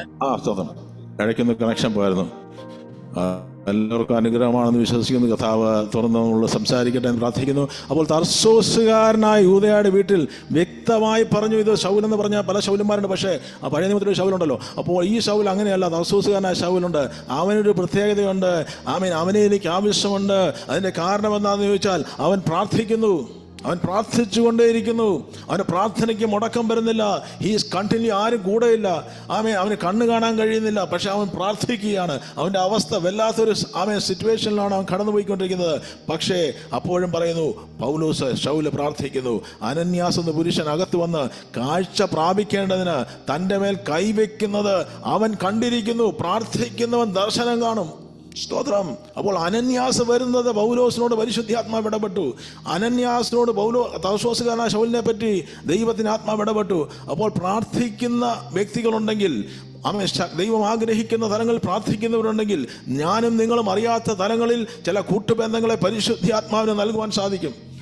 പ്രാർത്ഥിക്കുന്നവരെ തമ്മിൽ കൂട്ടിച്ചേർക്കുവാൻ ഈ പ്രാർത്ഥനകൾക്ക് സാധിക്കും. അല്ലെങ്കിൽ പത്രോസിന്റെ ജീവിതത്തിലേക്ക് നോക്കിയാൽ, കൈസരിയയിൽ ഇത്താലിയ എന്ന പട്ടാളത്തിൽ, അപ്പോൾ ഞാൻ പറഞ്ഞു വരുന്നത് മറ്റൊന്നുമല്ല, പ്രാർത്ഥനയ്ക്ക് എത്ര പ്രാധാന്യമുണ്ടെന്നും പ്രാർത്ഥനയിൽ ആശ്രയം വയ്ക്കുവാനും പ്രാർത്ഥനയിൽ ട്രസ്റ്റ് ചെയ്യുവാനും ഇന്ന് നമുക്ക് തയ്യാറാകണം. എനിക്കറിയാവുന്ന ചിലരുണ്ട്, അവർക്ക് പ്രാർത്ഥനയിൽ ഭയങ്കര വിശ്വാസമാണ്. അവർ പറയും, എൻ്റെ ഈ വിഷയങ്ങൾക്ക് വേണ്ടിയൊക്കെ ഒന്ന് പ്രാർത്ഥിച്ചോണം കേട്ടോ പാസ്റ്ററെ, സഹോദര ഒന്ന് പ്രാർത്ഥിച്ചോ. പക്ഷെ അവർ പ്രാർത്ഥിക്കത്തില്ല. പ്രാർത്ഥന നല്ല വിശ്വാസം. അങ്ങനെ നമ്മുടെ വിഷയത്തിൻ്റെ മേൽ വിടുതൽ വരണമെങ്കിൽ ആർക്കെങ്കിലും കൊട്ടേഷൻ കൊടുത്ത് പ്രാർത്ഥിപ്പിച്ചാൽ വിഷയത്തിന് മേൽ വിടുതൽ നടക്കത്തില്ല. നമ്മൾ ആദ്യം മുഴങ്കാലം മുടക്കി പ്രാർത്ഥിക്കാൻ തയ്യാറുക. എന്നിട്ട് മറ്റുള്ളവരോട് പ്രാർത്ഥിക്കാൻ പറയാൻ തയ്യാറാണെങ്കിൽ ഈ ദിവസങ്ങൾ നമ്മുടെ ജീവിതത്തിൻ്റെ മേൽ, ഈ ദിവസങ്ങൾ ചില ദൈവപ്രവർത്തികൾ, കർത്താവ് ആഗ്രഹിക്കുന്ന ദൈവപ്രവർത്തികൾ വെളിപ്പെടുവാൻ തക്കനോടെയാകും. അപ്പോൾ കൈസരിയായിൽ അതിൻ്റെ അടുത്ത ചാപ്റ്ററിൽ അതിൻ്റെ 2-ാം വാക്യത്തിൽ, കൈസരിയായിൽ ഇത്താലിക്ക എന്ന പട്ടാളത്തിൽ കൊർന്നേലിയോസ് എന്ന പേരുള്ള ഒരു ശതാധിപൻ ഉണ്ടായിരുന്നു. സ്തോത്രം. ഇദ്ദേഹം കഥാവായ ദൈവത്തെ, ജീവിക്കുന്ന ദൈവത്തെ യഥാർത്ഥത്തിൽ കണ്ടുമുട്ടിയിട്ടില്ല. പക്ഷേ ഇദ്ദേഹത്തിൻ്റെ പ്രത്യേകത ഉണ്ടായിരുന്നു, ഇദ്ദേഹം ഭക്തനായിരുന്നു. അദ്ദേഹം സകല ഗൃഹത്തോടും കൂടെ ദൈവത്തെ ഭയപ്പെടുന്നവനായിരുന്നു. ഇന്ന് പെന്തക്കോസ്തൽ സഭയിൽ അനേകരുണ്ട്, സ്തോത്രം, അവർ ഭക്തന്മാരാണ്, പക്ഷേ ദൈവഭയമില്ല. സ്തോത്രം, ഇന്ന് ദൈവത്തിൻ്റെ ഭയം ഇന്ന് ദൈവസഭകളിൽ നിന്നും വിട്ടുമാറിയിരിക്കുകയാണ്. ആമേൻ. ഇന്ന് നമുക്ക് ആവശ്യം ആ ഭയം, ദൈവത്തെ പറ്റിയുള്ള ഭയം എന്ന് പറഞ്ഞാൽ ദ റെവറൻസ് ഫോർ ഗോഡ്. ആ ദൈവം വിശുദ്ധനായ പരിശുദ്ധനായ ദൈവമാണെന്ന് തിരിച്ചറിയുവാൻ, ആമേൻ, ആ കർത്താവ് ഇന്നും എന്നേക്കും ജീവിക്കുന്ന ദൈവമാണെന്ന് തിരിച്ചറിയുവാൻ, ആമേൻ, ആ ഭയം അവിടുന്ന് ഭയമുള്ള ദൈവത്തെ ഭയപ്പെടുന്നവനായി മാത്രമല്ല ജനത്തിന് വളരെ ധർമ്മം കൊടുക്കുന്ന വ്യക്തിയായിരുന്നു. എപ്പോഴും അവിടെ പറയുന്നത് എപ്പോഴും ദൈവത്തോട് പ്രാർത്ഥിച്ചു പോകുന്നു. അപ്പോൾ അങ്ങനെ ഒരു വ്യക്തിയുടെ ജീവിതത്തിലേക്കാണ് ഒരു നട്ടുച്ച സമയത്ത് അദ്ദേഹം അതെ ദൈവത്തിൻ്റെ ദൂതൻ ഇറങ്ങി വരുന്നതായിട്ട് നമുക്ക് കാണുവാൻ സാധിക്കുന്നു. അപ്പോൾ ആ ദൂതൻ പറയുന്നൊരു കാര്യമുണ്ട്, പ്രാർത്ഥനയും ധർമ്മവും ദൈവത്തിന് മുമ്പിൽ എത്തിയിരിക്കുന്നു. ചിലർ പ്രാർത്ഥിക്കും, പക്ഷെ കൊടുക്കത്തില്ല. സ്തോത്രം. ഈ ദിവസങ്ങളിൽ പ്രാർത്ഥിക്കുക മാത്രമല്ല, ആമേൻ, അനേക വ്യക്തികൾക്ക് സഹായം എത്തിച്ചു കൊടുക്കുവാൻ, അത് സാമ്പത്തികമായിട്ടായിരിക്കാം, ദൈവസഭയുടെ വിഷയമായിരിക്കാം, അതിന് ഈ ദിവസങ്ങളിൽ ചുമൽ കൊടുക്കുവാനും അത് റെസ്പോൺസിബിളായിട്ട് ഏറ്റെടുക്കുവാനും കഴിയുന്നില്ലെങ്കിൽ പ്രാർത്ഥനയ്ക്ക് ഉത്തരം കിട്ടണമെന്ന് ആമേൻ ദൈവവചനത്തിൽ പറഞ്ഞിട്ടില്ല. നമുക്ക് പലർക്കും പരിചയമുള്ളൊരു വേദവാക്യമാണ് മലാക്കി പ്രവാചന പുസ്തകം. ദശാംശത്തെ പറ്റിയുള്ള വാക്യങ്ങളൊക്കെ ഉണ്ട്. അതിലേക്ക് ഞാൻ പോകുന്നില്ല. അപ്പോൾ അവിടെ കർത്താവ് വന്ന് ആലയത്തിനകത്തൊരു വിഷയം വന്നപ്പോൾ അവിടെ ഉണ്ടായിരുന്ന ജനം അതിനെപ്പറ്റി ബോധവാന്മാരല്ലാതെ ഇരുന്ന് അതിനെ പലപ്പോഴും മൈൻഡ് ചെയ്യാതിരുന്നപ്പോൾ ദൈവം പറഞ്ഞു, നിങ്ങളുടെ ജീവിതത്തിൽ വിടുതൽ നടക്കാത്തതിൻ്റെ കാരണം ദൈവരാജ്യത്തിനകത്ത്, ദൈവസഭയ്ക്കകത്ത്, ആലയത്തിനകത്തുള്ള കാര്യങ്ങൾ ആമേൻ പലപ്പോഴും മുടങ്ങിക്കിടക്കുകയാണ്. അവിടെ മുടങ്ങിക്കിടന്നാൽ ദൈവസഭയിൽ ദൈവദാസന്മാരെ ഈ ദിവസങ്ങളിൽ ആമേൻ നമ്മൾ കരം താങ്ങേണ്ടവല്ലെങ്കിൽ, കരം താങ്ങുന്നില്ലെങ്കിൽ, നമ്മുടെ വ്യക്തിപരമായ വിഷയങ്ങൾക്ക് അല്ലെങ്കിൽ നമുക്ക് സഹായിക്കാൻ കഴിയുന്ന ഒരാളെ സഹായിക്കാതിരുന്നാൽ ആമേൻ, അപ്പോൾ അവിടെ നമ്മുടെ പ്രാർത്ഥനാ ജീവിതത്തിൽ നമുക്ക് കിട്ടേണ്ടത് പലതും ഒരുപക്ഷെ അതുമൂലഘാതം തടയപ്പെട്ടു പോകാം. ഞാൻ പറയുന്ന എല്ലാവർക്കും കൊടുക്കണമെന്നല്ല, പക്ഷേ ഒരുപക്ഷെ പ്രാർത്ഥനയിൽ വരുന്ന നമ്മുടെ ഉത്തരങ്ങൾക്ക് തടസ്സമായി നിൽക്കുന്ന ചില മണ്ഡലങ്ങളെ മാത്രം ഒന്ന് ഞാൻ ചൂണ്ടിക്കാണിക്കുന്നതേ ഉള്ളൂ. അപ്പോൾ ഈ ഒരു ശതാധിപൻ്റെ പ്രത്യേകത, ഈ സെഞ്ചുറിയൻ്റെ പ്രത്യേകത, ഉന്നത സ്ഥാനത്തിരിക്കുന്ന വ്യക്തിയാണ്. പ്രത്യേകിച്ച് ഉന്നത സ്ഥാനങ്ങളിലിരിക്കുന്നവർക്ക് പ്രാർത്ഥിക്കാത്തവരാണ് മിക്കവാറും ഉള്ളവർ. ആമേൻ. കാശും പെരുമയും പ്രശസ്തിയും പേരുമൊക്കെ വന്നു കഴിഞ്ഞാൽ പിന്നെ ദൈവം വെറും ഒരു ദൈവത്തെ സൈഡിൽ ഇരുത്തിയിട്ട് ബാക്കിയുള്ള കാര്യങ്ങൾ ഞാൻ ചെയ്യാമെന്ന് പറയുന്നവരാണ് ഇന്ന് പലരും. അപ്പോൾ അവിടെ ഈ കൊർന്നേലിയോസ് വളരെ വിശാല ഹൃദയമുള്ളൊരു വ്യക്തിയായിരുന്നു. അപ്പോൾ ദൈവം ഇദ്ദേഹത്തിൻ്റെ പ്രാർത്ഥനകൾ കേട്ടുകൊണ്ടിരുന്നു. ഈ പ്രാർത്ഥിച്ചുകൊണ്ടിരുന്ന ഇദ്ദേഹത്തിൻ്റെ അടുക്കിലേക്ക് നമുക്കറിയാം, അവിടെ പത്രോസ് എന്ന വ്യക്തിയോട് ദൈവത്തിൻ്റെ ആത്മാവ് ഇടപെടുകയും ഈ കൊർന്നേലിയോസിൻ്റെ അടുക്കിലേക്ക് പത്രോസിനെ കൊണ്ടുവരികയും ഒക്കെ ചെയ്യുന്നതായിട്ട് നമുക്ക് കാണുവാൻ സാധിക്കുന്നു. അപ്പോൾ ഇങ്ങനെ, അതായത് ഇറ്റലിക്കാരനായ ഒരു ശതാധിപനും അല്ലെങ്കിൽ യഹൂദനായൊരു പത്രോസിനും തമ്മിൽ യാതൊരു ബന്ധവുമില്ലാതിരിക്കുമ്പോൾ പ്രാർത്ഥനയിൽ പോരാടിക്കൊണ്ടിരിക്കുന്ന രണ്ട് വ്യക്തികളെ പരിശുദ്ധാത്മാവ് രണ്ട് ദേശങ്ങളിൽ നിന്നും ഒന്നിച്ചു, രണ്ട് ദേശങ്ങളിലായിരിക്കുന്നവരെ അല്ലെങ്കിൽ രണ്ട് വ്യത്യസ്തമായ ദേശങ്ങൾ അല്ലെങ്കിൽ ബാക്ക്ഗ്രൗണ്ടിലായിരിക്കുന്നവരെ തമ്മിൽ കേവലം മുക്കുവനായിരുന്നൊരു പത്രോസിനെ ആമേൻ പട്ടാളത്തിന് ഉന്നതങ്ങളിൽ ഇരിക്കുന്ന ഒരു വ്യക്തിയുമായിട്ട് കൂട്ടിച്ചേർത്തത് എന്താണെന്ന് ചോദിച്ചാൽ പ്രാർത്ഥനയായിരുന്നു. സ്തോത്രം. അപ്പോൾ നട്ടുച്ച സമയത്ത് ഇരുന്ന് പ്രാർത്ഥിക്കുന്നൊരു പത്രോസ്, സ്തോത്രം. പത്രോസിന് അങ്ങനെ സമയമൊന്നും ഇല്ലായിരുന്നു. കൊർന്നേലിയോസിന് പ്രത്യേകിച്ച് സമയം ഉണ്ടായിരുന്നു. പക്ഷേ ആമേൻ ദൈവമക്കളുടെ പ്രത്യേകത ഏതു സമയത്തും പരിശുദ്ധാത്മാവ് പറഞ്ഞാൽ പ്രാർത്ഥിച്ചുകൊണ്ടിരിക്കും. അപ്പോൾ അങ്ങനെ പ്രാർത്ഥിച്ച ഒരു പത്രോസ്, അവിടെ ദൈവം ദർശനം കൊടുത്തു. ദർശനം കൊടുത്ത പത്രോസിന് തേടി ആള് വീട്ടിൽ വന്നു. പ്രാർത്ഥിക്കുന്നവനെ തേടി ആൾ വരും. എങ്ങും പോകണ്ട, നിങ്ങളെ അന്വേഷിച്ച് നിങ്ങളുടെ വിഷയത്തിന്റെ വിടുതലിന് വേണ്ടി പ്രാർത്ഥിക്കുന്ന ഭവനത്തിനകത്ത് ഏലിയാവിന്റെ അടുക്കൽ തന്നെ കാക്കെ അയക്കുന്ന ദൈവമുണ്ട്. കാരണം ഏലിയാവ് നമുക്ക് സമസ്വഭാവമുള്ള മനുഷ്യനായിരുന്നു. ഏലിയാവ് നമ്മളെപ്പോലെ തന്നെ അവൻ സ്ട്രഗിൾ ചെയ്തൊരു മനുഷ്യനായിരുന്നു. പക്ഷേ ഏലിയാവിൻ്റെ ഒരു പ്രത്യേകത ഉണ്ടായിരുന്നു, അദ്ദേഹം പ്രാർത്ഥിക്കുന്ന വ്യക്തിയായിരുന്നു. നിരന്തരമായി ദൈവസന്നിധിയിൽ പ്രാർത്ഥിക്കുന്ന വ്യക്തിയായിരുന്നു. സ്തോത്രം. അപ്പോൾ ഈ ദിവസങ്ങളിലും നമുക്ക് ആ ഒരു ബോൾനെസ് നമ്മുടെ ജീവിതത്തിലേക്ക്, നമ്മുടെ പ്രാർത്ഥനയ്ക്ക് ഒരു ഉത്തരമുണ്ട് എന്ന്, അല്ലെങ്കിൽ പ്രാർത്ഥനയ്ക്ക് ഒരു വാല്യൂ ഉണ്ടെന്നുള്ളതിനെ പറ്റി, അതിൻ്റെ ഇമ്പോർട്ടൻസിനെ പറ്റി ഒരു അവബോധം നമുക്ക് വരാൻ തുടങ്ങിയാൽ നമുക്ക് പിന്നെ വെറുതെ ഇരിക്കാൻ കഴിയത്തില്ല. അതുകൊണ്ട് രാത്രിയിൽ ഞാനിത് സംസാരിക്കുമ്പോൾ അതിൻ്റെ സീരിയസ്നെസ് നഷ്ടപ്പെട്ടു പോയവരുണ്ടെങ്കിൽ തീർച്ചയായിട്ടും നമുക്ക് അതിലേക്ക് മടങ്ങി വരാം. പ്രാർത്ഥനകൾക്ക് ഉത്തരം നൽകുന്ന സമയങ്ങളാക്കി ദൈവത്തിൻ്റെ പരിശുദ്ധാത്മാവ് മാറ്റുവാൻ തക്കോണം തീർച്ചയായിട്ടും കർത്താവ് ഇടയാക്കും. ഈ ദിവസങ്ങളിലും നമുക്ക് പ്രാർത്ഥനയെ പറ്റിയുള്ളൊരു ഉറപ്പ് വേണം. രണ്ടുപേർ ഒരുമിച്ച് യാചിച്ചാൽ, ഏതെങ്കിലും കാര്യത്തിൽ ഐക്യമെത്തപ്പെട്ടാൽ അത് സ്വർഗ്ഗസ്നായ പിതാവെങ്കിൽ നിന്ന് ലഭിക്കും. അത് കർത്താവ് പറയുന്നത്, രണ്ടുപേർ ഐക്യമെത്തപ്പെട്ടാൽ. പ്രാർത്ഥനയ്ക്ക് ഉത്തരമില്ലാതിരിക്കുന്നതിന് കാരണം പലപ്പോഴും നമ്മൾ യൂണിറ്റിയിൽ പ്രാർത്ഥിക്കാൻ, സഭ യൂണിറ്റിയിൽ പ്രാർത്ഥിക്കാൻ തയ്യാറാണെങ്കിൽ അതിൻ്റെ മേൽ ദൈവം വിടുതലയക്കാൻ തക്കോണം ഇടയാകും. ഏക മനസ്സ് ഏകാത്മാവിൽ അവർ പത്രോസിന് വേണ്ടി പ്രാർത്ഥിച്ചുകൊണ്ടിരുന്നു. ദൈവം കാരാഗ്രഹത്തിൻ്റെ വാതിൽ തുറക്കുവാൻ തക്കവണ്ണം ഇടയായി. അപ്പോസ്തലിക കാലഘട്ടത്തിൽ ഉണ്ടായിരുന്ന ഒരു പ്രത്യേകതയായിരുന്നു, അവർക്ക് ഡിവിഷനിലായിരുന്നു. ഇന്നത്തെ സഭയുള്ള നമുക്കറിയാം 10 പേര് കൂടിയ 10 അഭിപ്രായമാണ്. പക്ഷേ പരിശുദ്ധാത്മാവ് വന്നു കഴിഞ്ഞാൽ നമുക്കെല്ലാവർക്കും ആ പ്രാർത്ഥിക്കുന്ന സഭകൾക്കുള്ളിൽ നടക്കുന്ന എപ്പോഴും യൂണിറ്റി ഉണ്ട്. അതാണ് ദൈവം ആഗ്രഹിക്കുന്നത്. അപ്പോൾ യോജിച്ച് പ്രാർത്ഥിക്കുന്ന ഏത് കാര്യത്തിൽ ഐക്യമെത്തപ്പെട്ടാൽ സ്വർഗ്ഗസ്നായ പിതാവെങ്കിലെന്നും അവർക്ക് ലഭിക്കും. ഒരാൾ മറ്റുള്ളവർക്ക് വേണ്ടി പ്രാർത്ഥിക്കാൻ പറയുന്നത്, ചില ദേവദാസന്മാർ പ്രാർത്ഥിക്കുന്നതിൻ്റെ ആവശ്യമില്ല എന്ന് കഴിഞ്ഞ ദിവസം കേൾക്കുവാനിടയായി. ചിലർ നമ്മുടെ അടുത്ത് വന്ന് പ്രാർത്ഥിച്ചിട്ട് ചിലരുടെ വിശ്വാസം മൂലം അവരുടെ പ്രാർത്ഥനകൾ ചില ദേവദാസന്മാരുടെ ലഭിക്കും. അത് ദേവദാസന്മാരുടെ കഴിവും മിടുക്കുമല്ല. യഥാർത്ഥത്തിൽ അവിടെ സംഭവിക്കുന്നത്, നമ്മൾ മറ്റുള്ള ആളിൽ വിശ്വാസം അർപ്പിച്ചുകൊണ്ട്, ഒരു ദൈവദാസനാണെങ്കിൽ തീർച്ചയായിട്ടും ആ ദൈവദാസൻ നീതിയോടെ വിശുദ്ധിയോടെ നിൽക്കുന്ന വ്യക്തിയായിരിക്കുമല്ലോ. അപ്പോൾ അങ്ങനെ ഒരു വ്യക്തിയുടെ അടുത്ത് വന്ന് പ്രാർത്ഥിക്കുമ്പോൾ ആ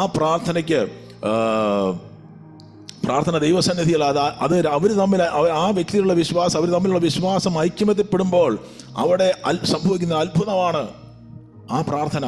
അല്ലാതെ ആരുടെയും കഴിവും എടുക്കുമല്ലോ. അപ്പോൾ നമ്മൾ എവിടെ ചെന്നാലും ആരോടെങ്കിലുമൊക്കെ പ്രാർത്ഥിക്കാൻ പറയുമ്പം അദ്ദേഹത്തിൻ്റെ അടുക്ക പോയിട്ട് നമുക്കൊന്ന് ട്രൈ ചെയ്ത് നോക്കാമെന്ന് പറഞ്ഞ് പോയി പ്രാർത്ഥിച്ചിട്ട് കാര്യമില്ല.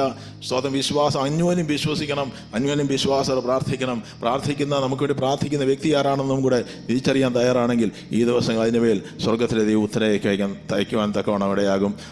നമുക്ക് വേഗത്തിൽ മുന്നോട്ട് പോകാം. അപ്പോൾ കർത്താവായ യേശുക്രിസ്തു പ്രാർത്ഥിക്കുമ്പോൾ ദൈവത്തെ സ്തുതിച്ചാണ് പ്രാർത്ഥിച്ച് തുടങ്ങുന്നത്. അപ്പോൾ ഞാൻ വിശ്വസിക്കുന്ന, അല്ലെങ്കിൽ നമുക്കതിനെ വേണമെങ്കിൽ ഒരു ചൂണ്ടുപലകയായിട്ട് നമുക്ക് വേണമെങ്കിൽ എടുക്കാം.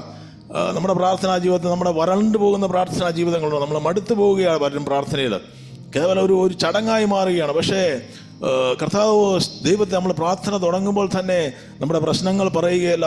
നമ്മൾ പ്രാർത്ഥിക്കുമ്പോൾ ആദ്യമായി തന്നെ പരിശുദ്ധാത്മാവിൽ പ്രാർത്ഥിക്കാൻ തുടങ്ങുന്ന ഒരു വ്യക്തിക്ക് കർത്താവിനെ പാടി ആരാധിക്കുവാനും ദൈവത്തെ സ്തുതിക്കുവാനും ഒക്കെ തുടങ്ങുമ്പോൾ തന്നെ അന്തരീക്ഷ മണ്ഡലത്തിൽ വ്യത്യാസം വരാൻ തുടങ്ങും. നമ്മുടെ മാനസിക തലങ്ങൾക്കൊരു വ്യത്യാസം വരാൻ തുടങ്ങും. നമ്മുടെ നെഗറ്റീവ് തോട്ട്സൊക്കെ മാറാൻ തുടങ്ങും. പൈശാചികമായിട്ടുള്ള നമ്മുടെ ഭയങ്ങൾ വിട്ടുമാറാൻ തുടങ്ങും. അതുകൊണ്ട് പ്രാർത്ഥിക്കാൻ തുടങ്ങുമ്പോൾ തന്നെ ദൈവത്തെ മഹത്വപ്പെടുത്തിക്കൊണ്ട് ഒരു പാട്ടുപാടി ദൈവത്തെ പരിശുദ്ധാത്മാവ് തരുന്ന പാട്ട് പാടിക്കൊണ്ട് ആമേൻ പ്രാർത്ഥിച്ചു തുടങ്ങിയാൽ അതിൻ്റെതായ വ്യത്യാസങ്ങൾ നമുക്ക് വ്യക്തമായി പരിശുദ്ധാത്മാവിൻ്റെ ദൈവത്തിൻ്റെ സാന്നിധ്യം നമുക്ക് അനുഭവിക്കാൻ സാധിക്കും. ഞാൻ ചില ജസ്റ്റ് ടോക്കൺസ് ചെയ്യാൻ മാത്രം പറയുന്ന സമയത്തിൻ്റെ പരിമിതികളുണ്ട്. എങ്കിലും ചില കാര്യങ്ങൾ പറഞ്ഞിട്ട് എൻ്റെ വചനത്തിൽ നിന്ന് വിരമിക്കാൻ ആഗ്രഹിക്കുന്നു. അതിൻ്റെ കാരണം എന്താണെന്ന് ചോദിച്ചാൽ, നമുക്കറിയാം പൗലോസും സീലാസും പ്രാർത്ഥിച്ചതിനെ പറ്റി നമ്മൾ ഒരുപാട് പാടി ആരാധിക്കുകയും പറയാറുള്ള ഒരു കാര്യം. പക്ഷേ അവിടെ പറയുന്നൊരു കാര്യമുണ്ട്. ആക്ട്സ് അപ്പോസ്തല പ്രവൃത്തിയിൽ വീണ്ടും നമ്മൾ കടന്നു വരുമ്പോൾ അർദ്ധരാത്രിയിൽ, അപ്പോൾ സമയം ശ്രദ്ധിക്കണം, അർദ്ധരാത്രിയാണ്. അവിടെ നട്ടുച്ചയല്ല, രാവിലെയല്ല. അവര് വളരെ ക്ഷീണിതമായ അവസ്ഥയിൽ അടിച്ച് ശരീരം മുഴുവൻ മുറിവേറ്റ തകർന്ന് അർദ്ധപ്രാണരായിട്ടാണ് വലിച്ചഴിച്ചായിരിക്കാൻ കൊണ്ട് ജയിലിനകത്ത് കൊണ്ടിട്ട്. പക്ഷേ അവരവിടെ ഇരിക്കുമ്പം നമുക്കെന്നാൽ കുറച്ചു നേരം പൗലോസ് നമുക്ക് കുറച്ച് നേരം ഉറങ്ങിയേക്കാൻ, രാവിലെ എഴുന്നേറ്റ് പ്രാർത്ഥിക്കാമെന്നല്ല അവർ പറഞ്ഞത്. അവർ അവിടെ കിടന്നപ്പോൾ അവർക്കൊരല്പം സമയം കിട്ടിയപ്പോൾ തിരുവചനം പറയുന്നു, അർദ്ധരാത്രിക്ക് പൗലോസും സീലാസും പ്രാർത്ഥിച്ചു. ഹല്ലേലൂയ. പ്രാർത്ഥിക്കുന്നവൻ്റെ മുമ്പിലുള്ള വാതിലുകൾ സ്വർഗത്തിലെ ദൈവം തുറക്കും. എത്ര ശക്തമായി ശത്രു കോട്ടകൾ കെട്ടിയടച്ചാലും ഇന്ന് വിശ്വസിക്കാൻ തയ്യാറാകുക. ഹല്ലേലൂയ, സ്തോത്രം. ദൈവം ആഗ്രഹിക്കുന്ന തലങ്ങളിൽ പ്രാർത്ഥിക്കാൻ തയ്യാറാണെങ്കിൽ ആരും സഹായിക്കാനില്ലെങ്കിലും സ്വർഗത്തിൻ്റെ വാതിലുകൾ ദൈവം ഈ ദിവസങ്ങൾ തുറക്കും. സ്വർഗത്തിലെ ദൂതന്മാരെ ദൈവം അയക്കും. പൗലോസും സീലാസും പ്രാർത്ഥിച്ചത് എങ്ങനെയാണ്? അടുത്ത വചനത്തിലേക്ക് നോക്കിയാട്ടെ. അവിടുന്ന് പ്രാർത്ഥിച്ചു, ദൈവത്തെ പാടി സ്തുതിച്ചു. അപ്പോൾ അവരുടെ പ്രാർത്ഥന തുടങ്ങിയത് ദൈവത്തെ പാടി സ്തുതിച്ചാണ്. അപ്പോൾ ഈ പാട്ട് പാടാൻ തുടങ്ങിയപ്പോൾ തന്നെ അന്തരീക്ഷത്തിന് മാറ്റം വന്നു. ജയിലിനകത്ത് ചുറ്റുമിരിക്കുന്നവര് വിശ്വാസികളൊന്നുമല്ല, അവിടെ ഏറ്റവും വലിയ ക്രിമിനൽസ് ആണ് ഇരിക്കുന്നത്. ജയിലിനകത്ത് വിശ്വാസി നല്ല മനുഷ്യനൊന്നും വരത്തില്ലല്ലോ. അപ്പോൾ ഇവർ ചുറ്റുമിരിക്കുന്ന ഈ ദൈവത്തെ അറിയാൻ മേലാത്തവരെ പറ്റി പറഞ്ഞിരിക്കുന്നത് തടവുകാർ ശ്രദ്ധിച്ചുകൊണ്ടിരുന്നു. ഇവരുടെ പ്രാർത്ഥനയ്ക്ക് അതൊരു ദൈവശക്തി വെളിപ്പെടാൻ തുടങ്ങിയപ്പോൾ ഇവർ മിണ്ടാതിരിക്കണമെന്ന് പറഞ്ഞില്ല, ഇവർ പ്രാർത്ഥന കേൾക്കാൻ തുടങ്ങി. ഇവർ പ്രാർത്ഥിക്കുന്ന പാട്ട് പാടുന്ന പാട്ട് വലിയ താളവും മേളവും ഒന്നും ഇല്ലെങ്കിലും ആ പാട്ടിനകത്തൊരു ദൈവശക്തി വെളിപ്പെടാൻ തുടങ്ങി. ആ ജയിലിനകത്ത് ഒരു ദൈവ സാന്നിധ്യം വെളിപ്പെടാൻ തുടങ്ങി. അതിനകത്ത് ദൂതന്മാർ ഇറങ്ങാൻ തുടങ്ങിയെന്ന് ഞാൻ വിശ്വസിക്കുന്നു. സ്തോത്രം. അപ്പോൾ ഈ ദിവസങ്ങളും വ്യക്തിപരമായ പ്രാർത്ഥനകളിൽ ദൈവത്തിന് കൊടുക്കേണ്ട മഹത്വം ദൈവത്തിന് കൊടുക്കുവാൻ സ്വർഗത്തിലെ പിതാവേ let your name B glorified. ദൈവത്തെ നമ്മുടെ പ്രശ്നത്തെ എല്ലാം മഹത്വപ്പെടുത്തുന്നത് ഇന്ന് രാത്രിയിൽ പ്രാർത്ഥിക്കുമ്പോഴും ഒരു തീരുമാനമെടുക്കാൻ തയ്യാറാണോ? കർത്താവേ, ഈ ദിവസങ്ങളിൽ എൻ്റെ ജീവിതത്തിൽ ഞാൻ നേരിടുന്ന എത്ര വലിയ പ്രതിസന്ധിയാണെങ്കിലും, ഞാൻ നേരിടുന്ന എത്ര വലിയ പ്രതികൂലമാണെങ്കിലും, എത്ര വലിയ രോഗബന്ധനമാണെങ്കിലും, എത്ര വലിയ പൈശാചിക കോട്ടകളാണെങ്കിലും, കർത്താവേ, അതിനപ്പുറത്ത് സർവശക്തനായ, അതിനപ്പുറത്ത് ഉന്നതനായ ദൈവത്തെ ആരാധിക്കുന്നത് അത് ദൈവത്തെ സംബന്ധിച്ചിടത്തോളം ഒരു നിസ്സാര കാര്യം മാത്രമേ ഉള്ളൂ. സ്തോത്രം. അതുകൊണ്ട് ഒരു കൊടുങ്കാറ്റടിക്കുമ്പോൾ ഒരു കരിയിലം പറന്നു പോകുന്ന പോലെയാണ് ദൈവശക്തിക്ക് മുമ്പിൽ പൈശാചിക ശക്തി നിൽക്കുന്നത്. അതുകൊണ്ട് ദൈവശക്തി ആ കാരാഗ്രഹത്തിനകത്തേക്ക് ഇറങ്ങി വന്നപ്പോൾ തിരുവചനം പറയുന്നു, അവരുടെ ചങ്ങല അഴിഞ്ഞു. പാട്ട് പാടുന്ന ആരാധിക്കുന്ന പ്രാർത്ഥിക്കുന്നവന്റെ ചങ്ങല ശത്രു കെട്ടിയേക്കാം. പക്ഷെ ഒരു കാര്യം തിരിച്ചറിഞ്ഞു, എത്ര വലിയ ചങ്ങല കൊണ്ട് കെട്ടിയാലും അവൻ പ്രാർത്ഥിക്കുന്നവരുടെ ചങ്ങല അഴിക്കാൻ കഴിയുന്ന ദൈവമുണ്ട്. സ്തോത്രം. അവരുടെ ചങ്ങല മാത്രമല്ല, തടവുകാരുടെ ചങ്ങലയും ദൈവം അഴിച്ചു. സ്തോത്രം. അങ്ങനെയാണ് ഈ കുടുംബത്തിനകത്തിരിക്കുന്ന ചിലരുടെ ചങ്ങല എൻ്റെ പ്രാർത്ഥന പോലും ദൈവം അഴിക്കുമെന്ന് വിശ്വസിക്കാൻ എത്ര ഇന്ന് രാത്രി തയ്യാറാകും. സ്തോത്രം. എൻ്റെ കൂട്ടുകാരുടെ ചില കെട്ടുകൾ അഴിക്കുവാൻ, വിശ്വാസം വരാത്ത അനേകരുടെ കെട്ടുകൾ എൻ്റെ പ്രാർത്ഥനയുടെ ഈ ദിവസങ്ങൾ ദൈവം അഴിക്കുവാൻ പോകുന്ന ദിവസങ്ങൾ ഉള്ളതിനെ ഓർത്ത് ദൈവത്തെ നമുക്കൊന്ന് സ്തോത്രം ചെയ്യാം. ദൈവത്തെ നമുക്ക് മഹത്വം കൊടുക്കാം. ആമേൻ. അപ്പോൾ ദൈവസന്നിധിയിൽ നമ്മൾ സമയങ്ങൾ ചെലവഴിക്കുന്നത് ഒരിക്കലും വ്യർത്ഥമല്ല. മറിയ നല്ല അംശം തിരഞ്ഞെടുത്തിരിക്കുന്നു. ഞാൻ അവളിൽ നിന്നും ഒരു നാളും ഞാൻ എടുത്തു മാറ്റത്തില്ല. നമുക്ക് എന്ത് വിഷയം വന്നാലും ഒരു വിഷയം വരാൻ വേണ്ടി കാത്തിരിക്കരുത്. നമ്മൾ പ്രാർത്ഥന ഒരു സ്വഭാവവും ദൈവവുമായിട്ടുള്ള കൂട്ടുബന്ധത്തിൽ നിരന്തരമായ ഒരു ജീവിതചര്യമാക്കി മാറുവാനിടയായെങ്കിൽ മാത്രമേ പ്രാർത്ഥനയ്ക്ക് ഒരു ഉത്തരം കിട്ടത്തുള്ളൂ. ഒരു പ്രശ്നം വന്നിട്ട് നമ്മൾ ആരുടെയെങ്കിലൊക്കെ അടുത്ത് പോയി ഉപവസിക്കുന്നവരുണ്ട്. പ്രശ്നം വരാൻ കാത്തിരിക്കും, എന്നിട്ടാണ് ഉപവാസം തുടങ്ങുന്നത്. പ്രശ്നം വരാൻ കാത്തിരിക്കും, എന്നിട്ടാണ് മുഴങ്കാലം മുടക്കി കണ്ണീർ ഒഴുക്കാൻ തുടങ്ങുന്നത്. അതല്ല ചെയ്യണം. അങ്ങനെയുള്ളവരുടെ പ്രാർത്ഥനയ്ക്ക് പലപ്പോഴും താമസം വരും. പക്ഷേ പ്രാർത്ഥിക്കുന്ന നിരന്തരമായി ദൈവവുമായിട്ട് കൂട്ടുബന്ധമുള്ള മറിയമാർ ഇതിനകത്ത് കേൾക്കുന്നുണ്ടെങ്കിൽ ഒരു കാര്യം തിരിച്ചറിഞ്ഞു, ലാസറിൻ്റെ ജീവിതത്തിൽ വന്നതുപോലുള്ള വിഷയങ്ങൾ കുടുംബത്തിനകത്ത് വന്നാലും യേശു വെറുതെ ഇരിക്കത്തില്ല. പ്രാർത്ഥിക്കുന്നതിൻ്റെ വിഷയത്തിൽ ദൈവം അവസാന നിമിഷമാണെങ്കിൽ ഇറങ്ങി വന്നിരിക്കും. സ്തോത്രം. അവിടെ ഒരു അത്ഭുതം ദൈവം ചെയ്തിരിക്കും. അതെ, ദൈവവുമായിട്ടുള്ള വെറുതെ അല്ല മറിയ പോയിരുന്നത്, എന്തെങ്കിലും ആവശ്യത്തിന് വേണ്ടിയല്ല മറിയ പോയത്. മറിയ കർത്താവിൻ്റെ സാന്നിധ്യം അനുഭവിച്ചപ്പോൾ, ദൈവത്തിൻ്റെ സ്നേഹം രുചിച്ചറിഞ്ഞപ്പോൾ ആ സാന്നിധ്യം വിട്ടുപോകുവാൻ തയ്യാറാകാതെ, ഒരു മോശ ആ സാന്നിധ്യം വിട്ടുപോകുവാൻ ആഗ്രഹിക്കാത്ത പോലെ കർത്താവുമായിട്ട് ഒരു കൂട്ടുബന്ധത്തിലേക്ക് ഒരാവശ്യവും വേണ്ട. കർത്താവ്, എൻ്റെ ഒരു ആവശ്യവും നടന്നില്ലെങ്കിലും in my prayer Lord I want to know your presence Lord, I want to experience you as a person of God. And that's the prayer of the New Testament believer. Amen. ആ ഒരു പ്രാർത്ഥനാ ജീവിതത്തിലേക്ക് ദൈവസഭയിലുള്ള ചിലർ ഇറങ്ങി വരാൻ തയ്യാറാണെങ്കിൽ ഈ ദിവസങ്ങളിൽ ദൈവസഭകളിൽ മാത്രമല്ല ദേശത്ത് ദൈവപ്രവൃത്തി വെളിപ്പെടുത്താൻ പോവുകയാണെന്ന് ഞാൻ വിശ്വസിക്കുന്നു. സ്തോത്രം. അപ്പോൾ ഈ ദിവസങ്ങളിലും പലരും പ്രശ്നം വരുമ്പം ചില ദൈവത്തിൽ നിന്ന് ഓടിപ്പോകുന്നവരുണ്ട്. ദാവീദിന്റെ ജീവിതത്തിൽ പ്രശ്നം വന്നപ്പം ദാവീദ് ദൈവസന്നിധി പോയി വീണു. അത് നിലത്ത് തൻ്റെ പ്രാണൻ പൊടിയോട് പറ്റുമ്പോഴും പോയി കിടക്കുന്ന ദൈവസന്നിധിയിൽ കർത്താവിലാണ് ദാവീദ് ബലം പ്രാപിച്ചത്. ദൈവസന്നിധിയിൽ വന്നിരുന്ന് പ്രാർത്ഥിക്കുന്നവൻ ബലം പ്രാപിക്കാതെ പോകത്തില്ല. ദൈവം അവനെ ബലപ്പെടുത്തിയിരിക്കും. എത്ര നിഷ്ഠൂരമായി, എത്ര നീചമായി, എത്ര വലിയ അനുഭവങ്ങളിലൂടെ പോയാലും, എത്ര തകർന്ന അവസ്ഥയാണെങ്കിലും ദൈവസന്നിധിയിൽ പോയി വീണ് കിടന്ന് പ്രാർത്ഥിക്കുന്നവൻ്റെ പ്രാർത്ഥന അവനെ ബലപ്പെടുത്താതെ സ്വർഗം മടങ്ങിയിരിക്കത്തില്ല. അതുകൊണ്ട് നമ്മുടെ പ്രാർത്ഥന ഈ ദിവസങ്ങളിൽ കർത്താവിന് വേണ്ടിയിട്ട് പൂർണ്ണ സമർപ്പണത്തോടെ നിരന്തരമായി നമുക്ക് പ്രാർത്ഥിക്കുവാനായിട്ട് ഈ ദിവസങ്ങൾ കർത്താവ് ഇടയാകട്ടെ. അപ്പോൾ കർത്താവ് പറഞ്ഞു, അവിടെ ദൈവത്തെ ആരാധിക്കുന്നതാണ് ആമേൻ. നമ്മുടെ പ്രാർത്ഥന, ആരാധന എന്ന് പറഞ്ഞാൽ ഒരുപാട് കാര്യങ്ങളുണ്ട്. കേവലം പാട്ട് പാടുന്ന മാത്രമല്ല ആരാധന. നമ്മുടെ ശരീരം ഒരു ആരാധന മന്ദിരമാണ്. അതുകൊണ്ട് ആരാധന, നമ്മുടെ ജീവിതം തന്നെ ഒരു ആരാധനയാണ്. പക്ഷേ യേശു പറഞ്ഞു let your will be done, അവിടുത്തെ ഹിതം. അപ്പോൾ നമ്മൾ ഈ ദിവസങ്ങളിലും പ്രാർത്ഥിക്കുമ്പോൾ ദൈവഹിതം എന്താണെന്ന് തിരിച്ചറിയുവാനായിട്ട് നമ്മുടെ ഹൃദയങ്ങളെ ഒന്ന് സമർപ്പിക്കാൻ തയ്യാറാണോ? യേശു പറഞ്ഞു, അല്ല യോഹന്നാൻ പറഞ്ഞു, 1 യോഹന്നാന്റെ 5:14-15, അതെ 1 John 5:14-15 പറയുന്നു, അവൻ്റെ ഇഷ്ടപ്രകാരം നാം എന്തെങ്കിലും അപേക്ഷിച്ചാൽ, പലരും ഈ ഇഷ്ടപ്രകാരമുള്ളത് മാറ്റും, പറയും നാം എന്തെങ്കിലും അപേക്ഷിച്ചാൽ കിട്ടുമെന്നാണ് പറഞ്ഞിരിക്കുന്നത്. ചിലർ പറയുന്നുണ്ട്. പക്ഷെ അതില്ല, അതിനിപ്പുറത്തുള്ള വചനം കൂടെ കൂട്ടി വായിക്കണം. അവൻ്റെ ഇഷ്ടപ്രകാരം, ദൈവത്തിൻ്റെ ഇഷ്ടപ്രകാരം, ഭർത്താവിൻ്റെ ഇഷ്ടപ്രകാരമല്ല, കർത്താവിൻ്റെ ഇഷ്ടപ്രകാരം ആമേൻ എന്തെങ്കിലും അപേക്ഷിച്ചാൽ അവൻ നമ്മുടെ അപേക്ഷ കേൾക്കുന്നു. ഫസ്റ്റ് തിങ്, ദൈവം നമ്മുടെ അപേക്ഷ കേൾക്കണം. കേൾക്കുന്ന ദൈവം ചെവി അടഞ്ഞു പോയിട്ടില്ല. പക്ഷേ കേൾക്കുക എന്ന് പറഞ്ഞാൽ God has consider your prayer. ദൈവം എൻ്റെ പ്രാർത്ഥനയ്ക്ക് ഒരു സീരിയസ്നെസ് കൊടുത്തിട്ടുണ്ട്. ദൈവസന്നിധി അത് വിലയേറിയതായി ദൈവം കാണുകയാണ്. ആമേൻ. നമ്മൾ പ്രാർത്ഥിച്ചിട്ട് പലതും മറന്നുപോകും. പക്ഷേ നമ്മുടെ ദൈവത്തിനൊരു പ്രത്യേകതയുണ്ട്. നമ്മൾ പ്രാർത്ഥിച്ച വിഷയങ്ങൾ നമ്മൾ മറന്നാലും വർഷങ്ങൾ കഴിഞ്ഞാലും അത് ഓർത്തിരുന്ന് അതിൻ്റെ മേൽ പ്രവർത്തിക്കുന്ന ദൈവമുണ്ട്. സമയമാകുമ്പോൾ ദൈവം പ്രവർത്തിക്കും. സ്തോത്രം. അതുകൊണ്ട് നമ്മൾ പല പ്രാർത്ഥനകളും മറന്നുപോയിരിക്കാം, പക്ഷേ ദൈവം മറന്നിട്ടില്ല.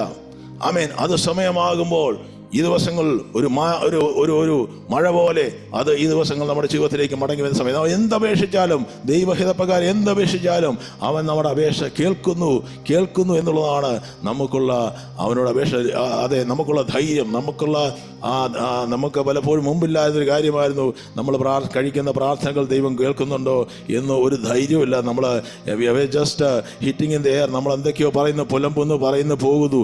അതല്ല, നമ്മൾ പ്രാർത്ഥിക്കുന്നത് ദൈവം കേൾക്കുന്നുണ്ടെന്നുള്ള ഉറപ്പ്. എൻ്റെ ദൈവം കേൾക്കുക മാത്രമല്ല, എൻ്റെ ദൈവം അതിൻ്റെ മേൽ മറുപടി അയക്കുമെന്നും. എത്ര വലിയ വിഷയത്തിന് മുമ്പിലാണ് നിൽക്കുന്നതെങ്കിലും ആ വിഷയത്തെ നോക്കി ഇന്ന് രാത്രി ഒന്ന് പറയാവോ, കർത്താവേ ആ വിഷയത്തിൻ്റെ മേൽ എൻ്റെ ദൈവമേ ഈ ദിവസമാണെന്ന് കേൾക്കുന്നതിനായി സ്തോത്രം. വിശ്വാസത്തോടെ പ്രാർത്ഥന, വിശ്വാസം അത് ലഭിച്ചു കഴിഞ്ഞെന്ന് ചിന്തിച്ചുകൊണ്ട് പ്രാർത്ഥിക്കാൻ തയ്യാറാണോ? ഈ ദിവസങ്ങൾ സമയമാകുമ്പോൾ ആ പ്രാർത്ഥന ദൈവം നമുക്ക് ഈ ദിവസങ്ങളിൽ അതിൻ്റെ മറുപടികൾ തരുന്ന ദിവസം കൊണ്ട് അതേ റിന്യൂ യുവർ മൈൻഡ്. ദൈവത്തിൻ്റെ ഹിതമെന്താണ് തിരിച്ചറിയുവാൻ നമ്മുടെ ഹൃദയങ്ങൾ ഈ ദിവസങ്ങളിൽ ഒന്ന് റിന്യൂവലിന് വേണ്ടി ഏൽപ്പിച്ചു കൊടുക്കാൻ തയ്യാറാണെങ്കിൽ അതേ കർത്താവ് പ്രാർത്ഥനകൾ കേൾക്കുന്ന ദിവസങ്ങളുണ്ട്. അത് ദൈവഹിതമെന്താണ് തിരിച്ചറിയണമെങ്കിൽ we have to renew our mind. അതേ കർത്താവ് പറയുന്നു, ദുഷ്ടനിൽ നിന്ന് ഞങ്ങളെ വിടുവിക്കണമേ. ഇപ്പോൾ നമ്മുടെ പ്രാർത്ഥനാ ജീവിതത്തിൽ പൈശാചിക മണ്ഡലങ്ങളെ ചെയ്യമെടുക്കുന്ന പ്രാർത്ഥനയിലൂടെയാണ്. ഉപവാസവും പ്രാർത്ഥനയും കൂടെ അല്ലാതെ ഈ ജാതി നീങ്ങിപ്പോകത്തെന്ന് കർത്താവ് യേശു ക്രിസ്തു പറയുന്നു. അപ്പോൾ ഉപവാസത്തോടെ പ്രാർത്ഥനയോടെ ചില വിഷയങ്ങൾക്ക് പൈശാചിക മണ്ഡലങ്ങളുടെ മേൽ ജയം കിട്ടണമെങ്കിൽ, ചില വിടുതലുകൾ നടക്കണമെങ്കിൽ ഉപവസിക്കാത്തവരുണ്ടെങ്കിൽ ചിലരുണ്ട്. എനിക്കറിയാവുന്ന വ്യക്തിപരമായി അറിയാം. അവർ എത്ര വേണമെങ്കിലും പ്രാർത്ഥിക്കും. പക്ഷേ എൻ്റെ പൊന്നു സഹോദരായ പാസ്റ്ററെ, എനിക്ക് ഉപവാസം എനിക്ക് ഒരു വിധത്തിലും വലിയ ബുദ്ധിമുട്ടാണ്. അപ്പം ഞാൻ പറയാറുണ്ട്, ഉപവസിക്കാതെ ചില വിഷയങ്ങൾ പോകണമെങ്കിൽ, ചില ജാതികൾ പോകണമെങ്കിൽ ഉപവസിച്ചാലേ പറ്റും. അതുകൊണ്ട് ഉപവാസം ദൈവം അത് ചിലർക്ക് ഉപവാസം മാത്രമേ ഉള്ളൂ എന്ന് ഉപവാസം അതല്ല, കർത്താവ് ആഗ്രഹിക്കുന്ന പോലെ ഉപവസിക്കാനാണ് ദൈവം ആഗ്രഹിക്കുന്നത്. ആ ദൈവം പരിശുദ്ധാത്മാവ് ഹേമിച്ചപ്പോഴാണല്ലോ യേശു ഉപവസിക്കാൻ പോയത് 40 ദിവസം. പരിശുദ്ധാത്മാവിൻ്റെ നടത്തിപ്പുള്ള ഉപവാസത്തിലാണ് വിടുതലുകൾ നടക്കുന്നത്. അതുകൊണ്ട് പിശാചിൻ്റെ മേൽ ജയമെടുക്കണമെങ്കിൽ ഇന്ന് ഉപവാസവും പ്രാർത്ഥനയും കൂടെ ചേർത്താൽ മാത്രമേ പൈശാചിക മണ്ഡലങ്ങളിൽ ജയമെടുക്കുവാൻ കഴിയൂ. അതുകൊണ്ടാണ് യേശു ക്രിസ്തു 40 ദിവസം ഉപവാസത്തിന് ശേഷം അന്ന് വരെ ബൈബിളിൽ വെളിപ്പെടാത്ത പൈശാചിക മണ്ഡലം യേശുവിൻ്റെ മുമ്പിൽ വന്നു നിന്നത്. സ്വതം അന്ന് വരേക്കും ആമേൻ അത് നമ്മൾ കാണുന്നില്ല. അന്ന് വരേക്കും പൈശാചിക മണ്ഡലം മറഞ്ഞു കിടക്കുകയായിരുന്നു പഴയ നിയമ പുസ്തകങ്ങളിൽ. പുതിയ നിയമ പുസ്തകത്തിലാണ് അവൻ മുഖാമുഖം യേശുവിനോട് അവൻ എതിർത്ത് അവൻ നിന്ന് പരീക്ഷിക്കുന്നതാണ് നമുക്ക് കാണുവാൻ സാധിക്കുന്നത്, മുഖാമുഖം വന്ന പോലെ. അപ്പോൾ ഒരു ഉപവസിക്കുന്നവൻ്റെയും പ്രാർത്ഥിക്കുന്നവൻ്റെയും അവൻ ഭയപ്പെടുന്നവനാണ് ഇരുട്ടിൻ്റെ വ്യാപാരം. യേശു ക്രിസ്തു ഉപവാസത്തിലൂടെയാണ് 40 ദിവസം ഉപവാസത്തിലൂടെയാണ് 3 പരീക്ഷകളെ ജയിച്ചത്. സ്തോത്രം. നമ്മുടെ ജഡത്തിൻ്റെതായ ഇച്ഛകളെ അടക്കുവാൻ, നമ്മുടെ പാപത്തിൻ്റെതായ സ്വഭാവങ്ങളിൽ നിന്ന് പുറത്തു വരുവാൻ കഴിയണമെങ്കിൽ ഉപവാസവും പ്രാർത്ഥനയും കൂടെ ചേർന്നെങ്കിൽ മാത്രമേ ദൈവിക വ്യക്തിത്വത്തിലേക്ക് ഒരുവന് കടന്നു വരുവാൻ സാധിക്കുകയുള്ളൂ. അതുകൊണ്ട് അത് പറഞ്ഞിട്ട് ഞാൻ വേഗത്തിനൊന്ന് മുന്നോട്ട് പോകട്ടെ.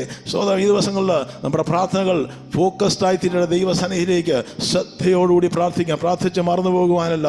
ഈ ദിവസങ്ങളിൽ അതേ ദൈവസന്നിധിയിൽ നമ്മളെപ്പോഴും കർത്താവിനെ മുഖം അന്വേഷിക്കുന്നവരാക്കി ആമേൻ. ചിലർ പറയാറുണ്ട്, ഞാൻ എപ്പോഴും പ്രത്യേകിച്ച് എനിക്ക് ഒരു പ്രത്യേക സമയമില്ല, ഞാൻ ഇങ്ങനെ 24 മണിക്കൂർ ഇങ്ങനെ പ്രാർത്ഥിച്ചുകൊണ്ടിരിക്കുക എന്ന് പറയുന്നവരുണ്ട്. പക്ഷെ അതല്ല, എല്ലാം നമ്മുടെ ഉള്ളിലുള്ള ഡിസ്ട്രാക്ഷൻസും പുറമേയുള്ള ഡിസ്ട്രാക്ഷൻസും ഒഴിഞ്ഞ് നിന്നെ വശീകരിച്ച് മരുഭൂമിയിൽ കൊണ്ടുചെന്ന് ഞാൻ നിന്നോട് സംസാരിക്കും എന്ന് പറഞ്ഞാൽ, ദൈവവും നമ്മൾ മാത്രമായിരിക്കുന്ന ചില പേഴ്സണൽ പ്രെയർ ലൈഫിലേക്ക് പരിശുദ്ധാത്മാവ് ഈ ദിവസങ്ങൾ നമ്മളെ വഴി നടത്തട്ടെ. ആത്മാവുള്ള പ്രാർത്ഥന ഈ ദിവസങ്ങൾ നമുക്ക് കടന്നു പോകാം. പരിശുദ്ധാത്മാവുള്ള പ്രാർത്ഥനയാണ് ദൈവം ആഗ്രഹിക്കുന്ന യഥാർത്ഥത്തിലുള്ള പ്രാർത്ഥന. അപ്പോൾ നമ്മൾ ആ ഒരു തലത്തിലേക്ക് ദൈവത്തിൻ്റെ പരിശുദ്ധാത്മാവളെ കരം പിടിച്ച് ഈ ദിവസങ്ങളിൽ കൊണ്ടുവരട്ടെ എന്ന് പ്രാർത്ഥിക്കും. നമ്മുടെ ജഡത്തിൽ നമ്മൾ പ്രാർത്ഥിച്ചു തുടങ്ങും. പക്ഷേ ഒരു ഘട്ടം കഴിയുമ്പോൾ പരിശുദ്ധാത്മാവ് കാര്യങ്ങൾ ഏറ്റെടുക്കാൻ തുടങ്ങും. പരിശുദ്ധാത്മാവിൽ പ്രാർത്ഥിച്ചു വരുമ്പോൾ ആമേൻ, ഒരു മുമ്പ് ഞാൻ അനുഭവത്തിലൂടെ അല്ലെങ്കിലും അല്ലാതെയും പറഞ്ഞതായിട്ട് ഞാൻ ഓർക്കുന്നു. ആഫ്റ്റർ 3 hours, ഒരു 3 മണിക്കൂർ നിരന്തരമായ പ്രാർത്ഥനയ്ക്ക് ശേഷമാണ് ഒരു ആത്മീയ തലത്തിലേക്ക് ഒരു ശാരീരികമായി ശരീരത്തിൽ ജഡത്തിൽ ജീവിക്കുന്ന വ്യക്തി പലപ്പോഴും കയറിപ്പോകുന്നത്. ആമേൻ, അതിലേക്കൊന്നും ഞാൻ പോകുന്നില്ല. സ്തോത്രം. അങ്ങനെ ആയിരിക്കുന്ന നിർബന്ധവുമില്ല. പക്ഷേ അവിടെ ആത്മാവിൻ്റെ ഒരു തലത്തിലേക്ക്, പ്രേയിങ് ഇൻ ദ സ്പിരിറ്റ്, നമ്മുടെ പ്രാർത്ഥനകൾ പരിശുദ്ധാത്മാവ് ഏറ്റെടുക്കുവാൻ തുടങ്ങുമ്പോൾ അവിടെയാണ് ദൈവപ്രവർത്തികൾ വെളിപ്പെടാൻ നൽകുന്നത്. പ്രാർത്ഥനയ്ക്ക് തുണ നിൽക്കുന്ന പരിശുദ്ധാത്മാവ് നമുക്ക് ഇന്ന് രാത്രിയിൽ പറയാം, കർത്താവേ, ഞാൻ ജഡത്തിലുള്ള പ്രാർത്ഥനയിൽ നിന്നും ആത്മാവിലുള്ള നിരന്തരമായി പ്രാർത്ഥിക്കുവാൻ, ഏത് സമയത്തും പ്രാർത്ഥിക്കുവാൻ.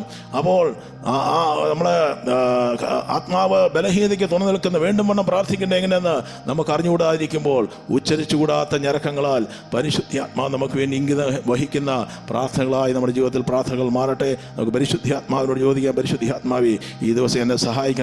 അതേ, ഏലിയാവ് പ്രാർത്ഥിച്ചപ്പോൾ തീ ഇറങ്ങുന്നൊരു പ്രാർത്ഥനയുണ്ടായിരുന്നു. എന്നാൽ ഏലിയാവിൻ്റെ പ്രാർത്ഥന പിന്നീട് മഴ പെയ്യിക്കുന്നൊരു പ്രാർത്ഥന ഏലിയാവിൻ്റെ ജീവിതത്തിലേക്ക് കടന്നു വന്നത് മുഴങ്കാലുകൾ മടക്കി ആമേൻ 7 പ്രാവശ്യം പ്രാർത്ഥിച്ചതിന് ശേഷമാണ്. ചില വിടുതലുകൾ കാണണമെങ്കിൽ ഈ ദിവസങ്ങളിൽ you have to be in consistent in prayers. അവിടെ ഏലിയാവ് മുഴങ്കാലുകൾ മടക്കുക മാത്രമല്ല, ഇന്ന് മുഴങ്കാലുകൾ മടക്കിയുള്ള പ്രാർത്ഥനകളെല്ലാം ദൈവസഭയിൽ നിന്ന് പോയിരിക്കുന്നു. അത് മടങ്ങി വരട്ടെ എന്ന് ഞാൻ പ്രാർത്ഥിക്കുന്നു. അത് ഒരു കാര്യം കൂടെ പറഞ്ഞിട്ട് ഞാൻ നിർത്തുവാനാഗ്രഹിക്കുന്നു. ഞാൻ കേട്ട ഒരു കാര്യമാണ്, അതായത് പക്ഷികൾ, birds do not fall off the tree. എന്തുകൊണ്ടാണ് പക്ഷികൾ മരത്തിൽ നിന്ന് വീണു പോകാതിരിക്കുന്നത്? വലിയ കൊടുങ്കാറ്റടിച്ചാലും പക്ഷികൾ, മരത്തിലിരിക്കുന്ന പക്ഷി വീഴത്തില്ല. കാരണം അവിടെ പറഞ്ഞിരിക്കുന്നത്, പക്ഷി മരത്തിൽ വന്ന് ലോഞ്ച് ചെയ്യുമ്പോൾ, വന്ന് ഇരിക്കുമ്പോൾ അതിൻ്റെ ഈ വിരലുകൾ അല്ലെങ്കിൽ പക്ഷിയുടെ അതിൻ്റെ വിരലുകൾ തമ്മിൽ മരത്തിൻ്റെ കൊമ്പിൽ കോർക്കും. They are locked and they keep the heads down.